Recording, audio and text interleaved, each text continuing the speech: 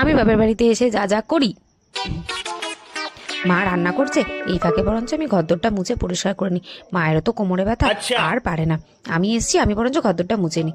কতগুলো বাসনও আছে, যাই বরঞ্চ মেজে ধুয়ে তুলে নিই। সারাক্ষণ তো মাই সবসময় কাজ করে, আমি বসে থাকতাম।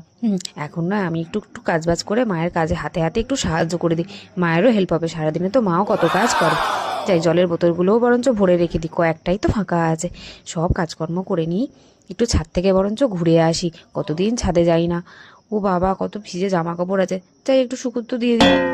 এটা আবার শুকিয়ে গেছে, যাই নিয়েও চলে যায় ছাদ ফাদ ঘুরে।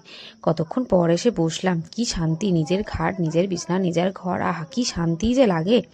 শোকেসটার কি অবস্থাও হয়ে আছে। যখন থাকতাম নিজে হাতে সব গুছিয়ে পরিষ্কার করে রাখতাম, আর এখন থাকি না বলে কি অগোছালো হয়ে আছে। নিজের জিনিস নিজের গোছাতে খুব ভালো লাগে। দেখ বাবা, আমি আমার জিনিস নিজেই গুছিয়ে রাখি, কি সুন্দর দেখতে লাগে। আগে মনের মতন গুছিয়ে রাখতাম, আজ এসছি আমি বরঞ্চ নিজের মনের মতো করে সব গুছিয়ে রেখে দেবো। ভালোই লাগে বেশ, কি সুন্দর দেখতে লাগে বলো তো, সব কিছু গোছানো পরিপাটি থাকলে। যাই একটু সোফায় গিয়ে বসি, তোর কাঁড়ি জামা কাপড় রয়েছে, সব ভাঁজ করে তুলে রেখে দিই। একটা ভালো মুভি চালাবো, সবাই মিলে বসে বসে দুপুরে লাঞ্চ করবো আর মুভি দেখবো। তার জন্য সোফাটা সব বস্তু কিছু গুছিয়ে পরিষ্কার করে নিই। এটা আমার ফেভারিট স্টল, এটা আমি নিয়ে চলে যাবো স্টলটা। তার আগে সব পরিষ্কার ঝরিষ্কার করে নিই। মায়েরও ওদিকে কাজকর্ম হয়ে গেছে, ভাইও কলেজ থেকে চলে আসবে।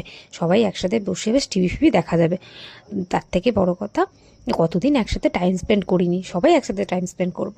সব কাজকর্ম কমপ্লিট, একটু বসি। উত্তেরি, আজই তোমার বাড়ি চলে যেতে হবে, তাড়াতাড়ি ভাল লাগে না। এইবারের মতো চলে যাই, কিন্তু পরের বার এসে আর কোনো কাজ করবো না, সারাক্ষণ বসে থাকবো, পায়ের উপর পা তুলে ভাইকে দিয়ে সব কাজ করাবো। ভাল লাগে না আমার আর।